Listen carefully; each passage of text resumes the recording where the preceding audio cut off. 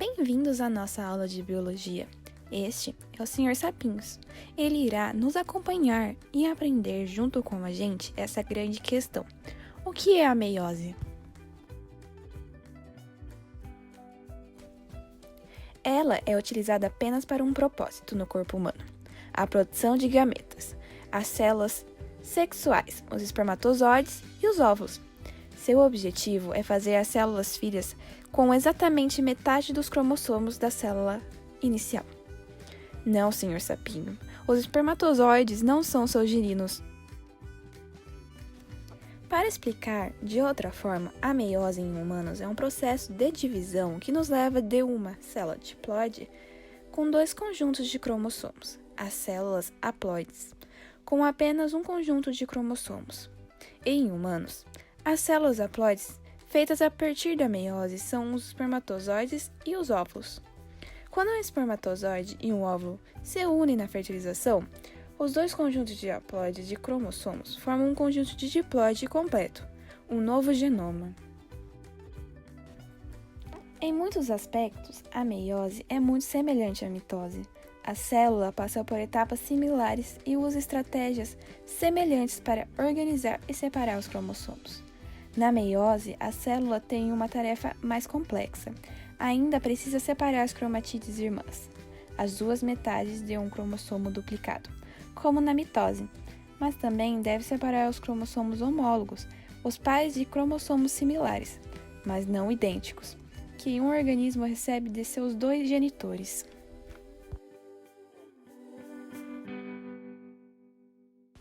Esses objetivos são alcançados na meiose através de um processo de divisão em duas etapas.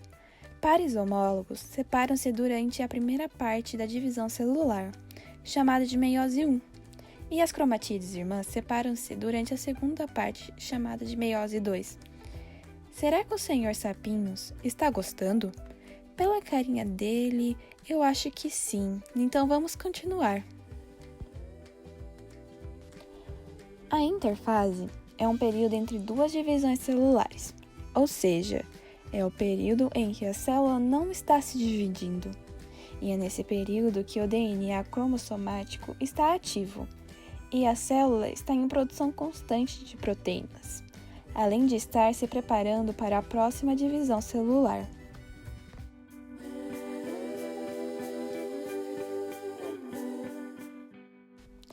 A meiose 1 é a qual ocorre a redução do número de cromossomos, denominada então a fase reducional, pois no final do seu processo há duas células com metade do número de cromossomos, da célula-mãe. Sapinhos até tirou o chapéu para ver essa incrível obra da biologia.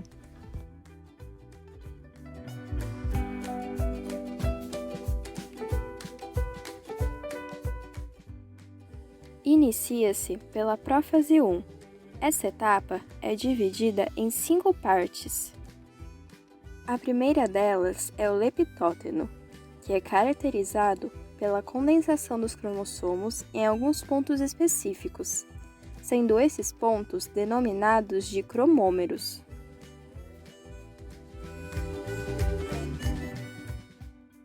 A próxima fase é o zigóteno, momento em que é possível observar os cromossomos homólogos emparelhados, e denominamos de sinapse o emparelhamento dos homólogos.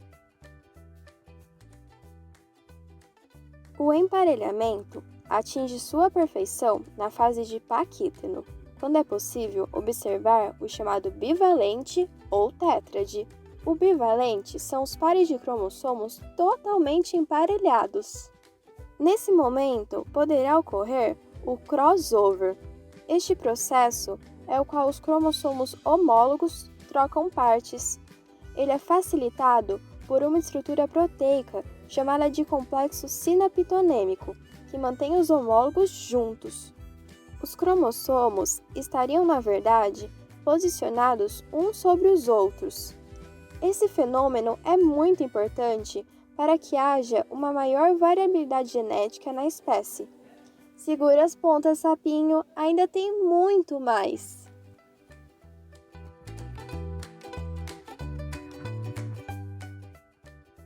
Na etapa chamada de diplóteno, os cromossomos iniciam a separação. Nesse momento, é possível observar os quiasmas, são pontos onde os cromátides se cruzam. Por fim, ocorre a diacinese, que é quando acontece a separação dos cromossomos homólogos, com o deslizamento dos quiasmas para as extremidades do bivalente. Esses mantêm os homólogos conectados uns aos outros após o rompimento do complexo sinapitonêmico. Por isto, cada par de homólogos precisa de pelo menos um. Ocorre também, nesse ponto, um fenômeno chamado de terminalização dos quiasmas. Ao final da diacinese, ocorre a desintegração da membrana nuclear e os cromossomos homólogos espalham-se pelo citoplasma. Na anáfase 1, essa sapinha esqueceu de avisar do acento no A. Tudo bem, está perdoado. Como eu ia dizendo, na anáfase 1, cada cromossomo homólogo são separados e puxados para os polos da célula. Contudo, as cromátides irmãs de cada cromossomo permanecem unidas uma à outra e não se separam.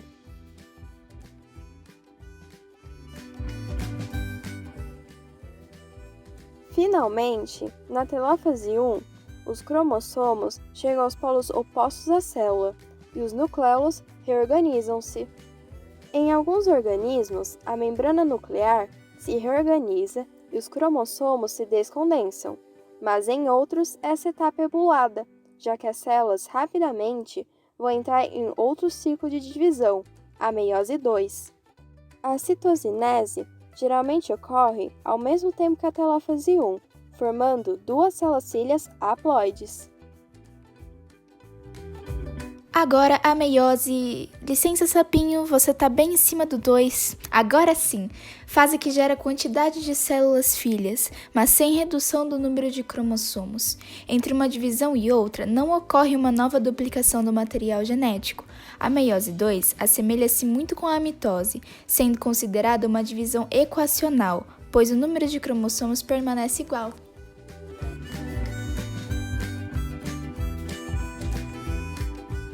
As células filhas iniciam a primeira etapa, a prófase 2. Cada célula filha inicia a formação de fusos. O nucleolo e a membrana nuclear desaparecem, os centríolos se duplicam e se digerem para os polos e os cromossomos se movimentam para a região equatorial.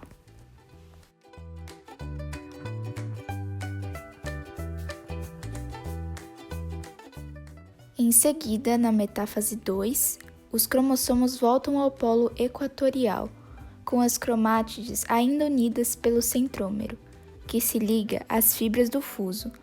Acontece então a formação da placa equatorial.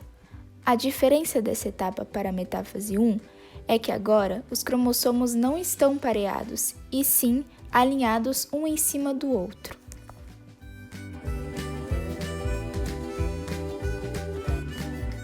E na anáfase 2, separam-se as cromátides irmãs, que são puxadas pelas fibras do fuso em direção a polos opostos. Assim, o resultado são 4 células haploides.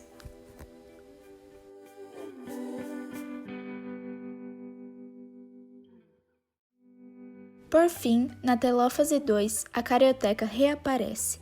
O nucleolo é reorganizado e o citoplasma se divide novamente, agora dando origem a 2 células filhas haploides. A citocinese separa os conjuntos de cromossomos em novas células, formando os produtos finais da meiose. 4 células haploides nas quais cada cromossomo tem apenas uma cromátide.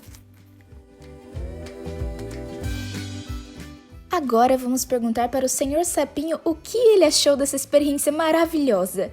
E aí, Sapinho, diga sua opinião. Eu acho que ele adorou. E agora está pronto para aprender sobre a mitose? Sapinho? Sapinho! Ah, ele fugiu. Acho que foi muita coisa por hoje. Tchauzinho!